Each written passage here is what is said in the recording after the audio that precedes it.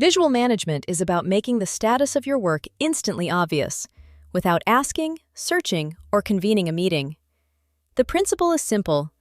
Anyone walking past your process should be able to tell in seconds whether things are running normally or something needs attention.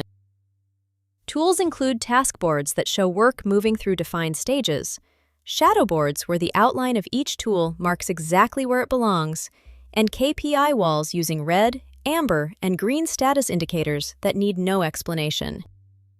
Think of an NHS ward using a live bed management board, each bed color-coded in real time. Green means occupied and on track, amber means discharge is pending, red means a patient needs immediate review. Nobody needs a briefing or a report. The board tells the whole story at a glance, to a consultant, a matron, or an executive doing a walk-round. That clarity, for everyone, instantly, is the entire point of visual management.